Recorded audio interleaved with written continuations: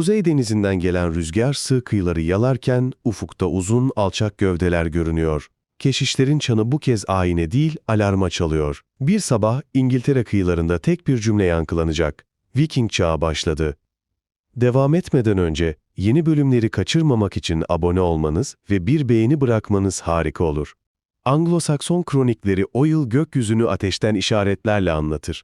Sıra dışı parıltılar, uğursuz şimşekler, uzun süren kıtlık. Dönemin zihni buna anlam arar, uyarıdır. Ve çok geçmeden alamet sayılan ışıklar kılıç ve kalkan olarak kıyıya çıkar. 8 Haziran 793 sabahı, Lindisfarne Manastırı kuzeyden gelen savaşçıların saldırısına uğrar. Hedef açıktır, zengin bağışlar, gümüş kaplar, kutsal emanetler. Keşişlerin bir kısmı öldürülür, bir kısmı zincire vurulup götürülür.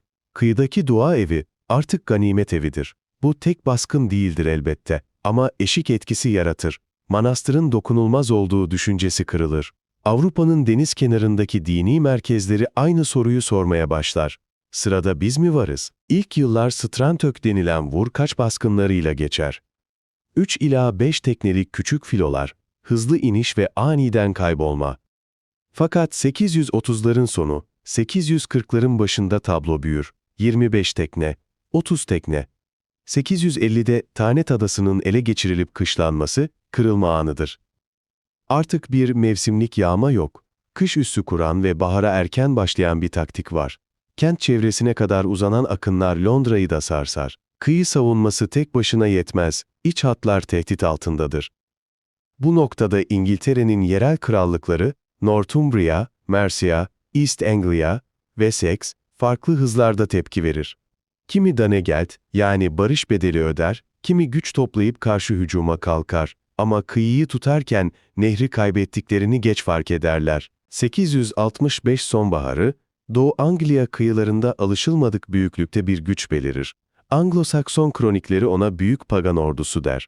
Bu artık dağınık flotillalar değil, koalisyon mantığıyla hareket eden, kışlayan, pazarlık eden, at temin eden ve derine yürüyen bir makinedir. Doğu Anglia, çatışmak yerine at verip barış yapar. Bu akıllıca bir manevradır. Ordunun yönünü kuzeye, kalplere ve ticarete hükmeden York'a çevirmek. Peki bu koalisyonun başında kimler vardı? Komutanları kısa kısa tanıyalım. Kemiksiz Ayvar stratejist, kronikler Ayvar'ı kuzey seferlerinin aklı olarak anar. York'un düşüşü ve Doğu Anglia'da Edmund'un ölümü çevresinde adı yoğunlaşır. Saga geleneği onu Ragnar'ın oğlu yapar. Bu destansı hattı not ediyoruz ama tarihte esas olan Ayvar'ın şehir lojistik psikoloji üçlüsünü ustaca kullanan bir komutan görüntüsüdür. 870'lerin başında kayıtlar seyrekleşir. İzi Kuzey Adalarında ve İrlanda denizi hattında silikleşir. Halfdan Ragnarsson, Kuzey'in sabitleyicisi. York sonrası Northumbria'da düzen kuran isimdir.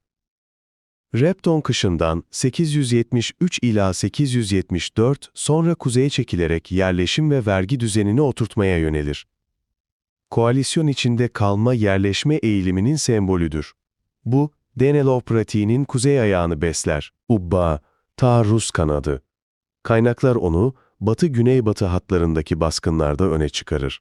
878'de Sinoit çevresindeki çatışmada öldüğüne dair anlatı yaygındır. Ayrıntılar tartışmalı olsa da, Ubba hattının çökmesi, aynı yıl Eddington dengesini Wessex lehine hızlandırır. Guthrum, siyasi dönüştürücü, Wessex üzerindeki baskının yüzü olur. Eddington'da 878, Alfred'e yenilir. Ardından vaftiz ve barış düzenlemesi gelir. Kuzeydoğu'da Danelaw düzeninin hukuk ve idare ayağını inşa eden lider figür haline dönüşür. Askeri yenilgiden siyasal kazanıma köprü kuran nadir örneklerdendir. Bergsek, erken doruk, hızlı düşüş. 871'de Wessex üzerindeki baskının ortak liderlerinden, Ashdown Reading çevresindeki muharebeler sırasında ölümü, Pagan ordunun güney kanadında boşluk yaratır. Bu boşluğu, Guthrum ve Halfdan farklı yönlerde doldurur. Biri Wessex'e yüklenir, diğeri kuzeyi örgütler. 866 sonbaharında York düşer. Northumbria'nın rakip kralları, Aelle ve Osbert, kenti geri almaya çalışırken savaş alanında ölür. Saga edebiyatı Aelle'nin kan kartalı ritüeliyle kurban edildiğini anlatır. Bu, efsaneye yakışır bir sahne ama tarihçi masasında temkinli tutulur. Belge kesin konuşmaz. Bildiğimiz şey, Northumbria'nın denge kaybettiği ve Viking etkisinin burada kalıcılaştığıdır. Kimi bölgeler, kukla krallar veya Viking reisleri eliyle yönetilir. York'un düşmesi domino etkisi yapar. Mercia sıkışır, Danegeld öder. Vikingler güneye dönüp Wessex kapısına dayanır. 869'da Kral Edmund yenilir ve öldürülür. Ortaçağ anlatısı şehit kral efsanesini büyütür.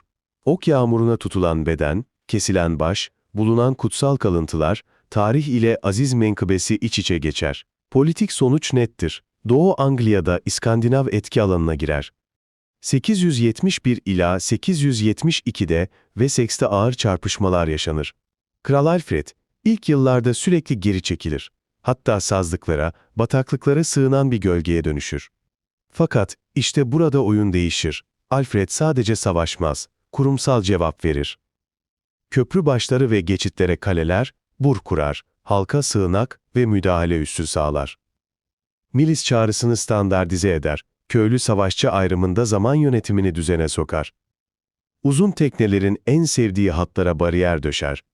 Artık kıyıda vurup kaçmak yetmez, iç ağa direnç kazanmıştır. Büyük ordunun özgün tarafı, yalnız savaşmaması, kışlaması, üretmesi, pazarlık yapması. Torksey 872 ila 873, nehir kıyısında dev bir kış kampı, metal buluntuları, Hacksilver parçaları, tartı ağırlıkları, oyun taşları, kışlağın aynı zamanda pazar ve atölye gibi çalıştığını gösterir. Repton, 873 ila 874. Kilise çevresinde yüzlerce bireyden oluşan toplu gömü, çoğu 18 ila 45 yaş arası erkek, bazılarında şiddet izleri vardır. Bu, kış üssünün hem askeri hem trajik yüzünü kanıtlar. Kısacası ordu, kış gelince donmaz, yerleşir, bahar geldiğinde ise yeniden hareketlenir. 878 Edington'da Alfred, Guthrum komutasındaki Viking gücünü yener. Fakat asıl dönüm noktası kılıçtan çok parşömendedir. Yapılan düzenlemeyle kuzey ve doğuda Danelaw diye anılacak İskandinav hukuk gelenek alanı şekillenir. Güney ve batıda Wessex çekirdeği güçlenir. Guthrum vaftiz olur. Politika, din ve sınır aynı masaya oturur. Bu bir sınır çizgisi değil, alan paylaşımıdır. İngiltere, uzun bir süre çift ritimle yaşayacaktır. Bir yanda İngiliz hukuku, öte yanda Danimarka hukuku. Danelaw, yalnız siyasi bir anlaşma değil, günlük hayata sinen bir etki. Hukuk ve örf, miras, ceza, mal paylaşımı gibi alanlarda İskandinav teamülleri yer yer benimsenir. Ekonomi, kışlak etrafında doğan pazarlar, bazı bölgelerde şehir çekirdeklerine dönüşür. Bütün bunlar, tek bir zaferin değil, 14 yıllık bir ritmin sonucudur. Danelaw'ın varlığı, daha sonraki yüzyılların zeminini de etkiler. 11. yüzyılda Knut devrinde kurulan Kuzey Denizi Krallığı, İngiltere, Danimarka ve Norveç'in bir bölümü, bu uzun hikayenin geç sahnelerinden biridir.